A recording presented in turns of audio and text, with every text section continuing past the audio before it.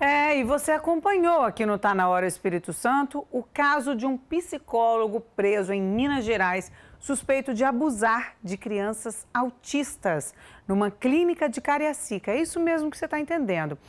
Essa história veio à tona quando uma menininha de apenas 8 anos de idade contou em casa o que acontecia durante as sessões. A nossa repórter Larissa Garcia conversou com o tio dessa criança. É mais uma reportagem exclusiva que você acompanha agora.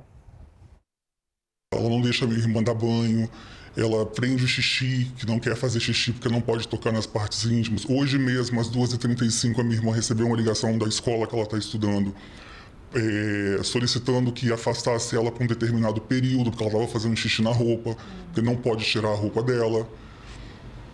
E extremamente agitada, descompensada, grita, chora, enfim, está sendo bem difícil mesmo. Segundo o tio, a menina de apenas 8 anos começou a mudar o comportamento meses antes de tudo vir à tona. Ela chorava muito, teve perda progressiva de peso, e aí surgiu uma certa preocupação que nós achávamos que ela tivesse tido quadro de reversão no diagnóstico de autismo dela. E nós procuramos um neurologista renomado em Vitória para consultar, e ele tinha dito que aquelas manifestações eram crises de ansiedade, que não estava ligado ao autismo diretamente. Então teria que avaliar melhor, inclusive afastou ela da escola e da clínica de onde aconteceu os abusos, né? A história foi descoberta pela família no dia seguinte à demissão do psicólogo da clínica em que a criança era atendida. Ela só conseguiu contar para a mãe o que estava acontecendo quando soube que não precisaria mais encontrar com ele. Quando minha irmã foi consultar novamente, foi informado que o psicólogo havia sido desligado por questões internas, mas não explicaram os motivos. Foi quando então ela falou que ele não era uma pessoa boa, que ele havia passado a mão nas partes íntimas dela e que ela não deveria contar, porque senão ele mataria ela e a minha irmã, no caso, né? Ali surgiu uma certa preocupação com relação à fala dela e gravamos um vídeo dela falando e eu percebi pela reação corpórea dela, facial, quando ela disse que não estava mentindo porque Papai do Céu pune.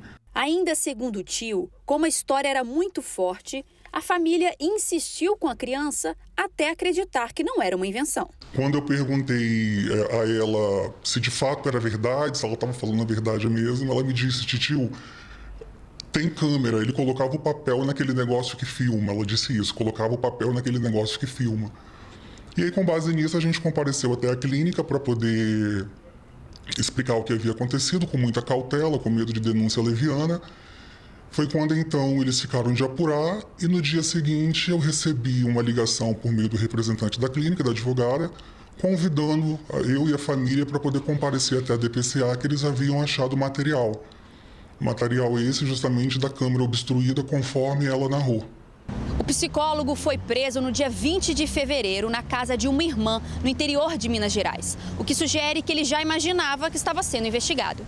A família da vítima abriu uma representação junto ao Conselho Regional de Psicologia, que em nota respondeu que está colaborando com as investigações e que está aberto a denúncias e a questionamentos em relação à atuação dos profissionais registrados no Conselho.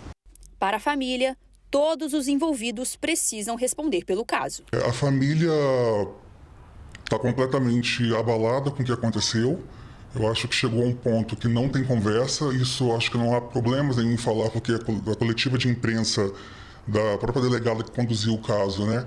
A empresa deixou muito claro, a clínica deixou muito claro que ele foi desligado porque não cumpria protocolos internos, tais como tampar as câmeras, trancar a porta, sair fora do horário com crianças, atender crianças que não eram conveniadas, não eram pacientes da clínica, que ele tinha comportamento e predisposição para poder atender, de preferência, crianças, meninas autistas de 5 ou 8 anos.